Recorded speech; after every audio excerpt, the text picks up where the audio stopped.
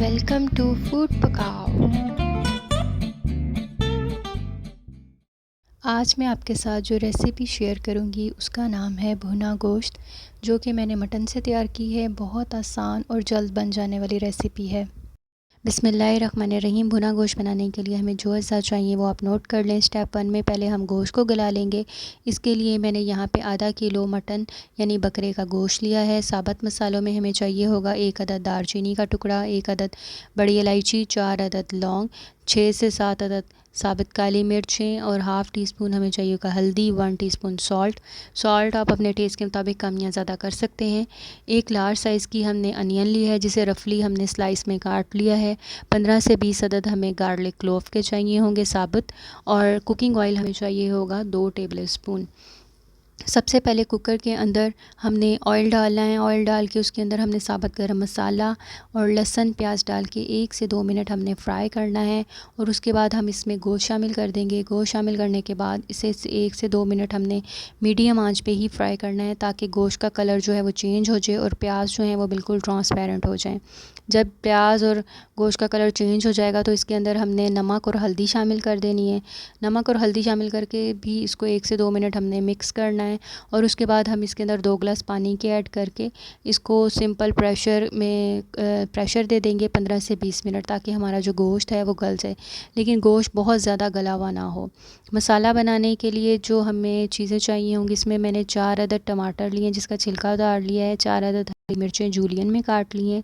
गोश्त जो हमारा गल गया था उसे मैंने प्लेट में निकाल लिया है, और उसके साथ मुझे 1 टेबल स्पून अदरक कश की हुई चाहिए होगी, और 1 टीस्पून हमें साबुत ज़ीरा चाहिए होगा। बाकी मसालों में 1 टेबल स्पून हमें coriander powder, half teaspoon हमें जो है वो चाहिए होगी crushed red chilli, pinch of हल्दी चाहिए होगी, हाफ़ टी स्पून हमें पिसा गरम मसाला चाहिए होगा, हाफ़ टी स्पून हमें पिसी हुई काली मिर्च, और हाफ़ टी स्पून हमें कसूरी मेथी चाहिए होगी।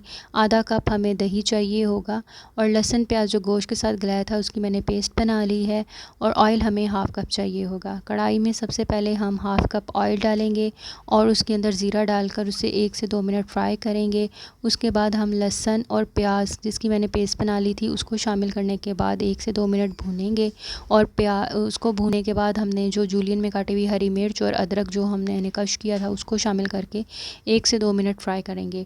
1 से 2 मिनट फ्राई करने के बाद हमने इसके अंदर गोश्त को शामिल कर देना है। गोश्त को शामिल करके भी हमने तकरीबन इसे 1 से 2 मिनट फ्राई करना है, ताकि जो अदरक और प्याज और लहसुन और जो हरी मिर्चों का फ्लेवर है वो गोश्त में आ जाए। और उसके बाद हमने जो टमाटर थे उसको रफली काट के वो शामिल कर देने हैं। उनको शामिल करने के बाद हमने जो तमाम स्पाइस थे हमारे उनको भी इसमें शामिल करके लिड लगाकर इसको पकाना है हल्की आंच पे, ताकि जो हमारे टमाटर हैं वो सॉफ़्ट हो जाएं। तकरीबन 2 से 3 मिनट आप इसको कुक करेंगे लिड लगाकर, तो आपके जो टमाटर हैं वो सॉफ़्ट हो जाएंगे। तो इसके अंदर हमने जो गोश्त की यखनी रखी थी हाफ़ कप वो शामिल कर देंगे। यखनी इसमें इसलिए डालेंगे ताकि जो हमारे टमाटर हैं वो अच्छे से गल जाएँ और हमारी ग्रेवी जो है वो अच्छे से बन जाए। जब आपके टमाटर अच्छे से गल जाएंगे मीडियम आंच पे ही इसको हम पकाएंगे तकरीबन 5 मिनट। टमाटर जब आपके गल जाएंगे तो उसके बाद इसके अंदर हमने जो हाफ़ कप दही रखा था वो सबसे आखिर में शामिल कर देंगे। इसको शामिल करके हम चूल्हे की आंच तेज़ कर देंगे और इसको अच्छे से भून लेंगे। जब ऑयल ऊपर निकल आएगा तो हम अपने जो गोश्त है उसको डिश आउट कर देंगे। लीजिए नाजरीन, मेरा गोश्त तैयार हो गया है। मैंने इसे डिश में निकाल दिया और ऊपर धनिए से गार्निश कर दिया है, और आप इसे गर्मा गर्म नान, चपाती, रोटी या चावल जिसके साथ चाहें सर्व करें। उम्मीद और दुआ के साथ कि आपका बहुत अच्छा बनेगा।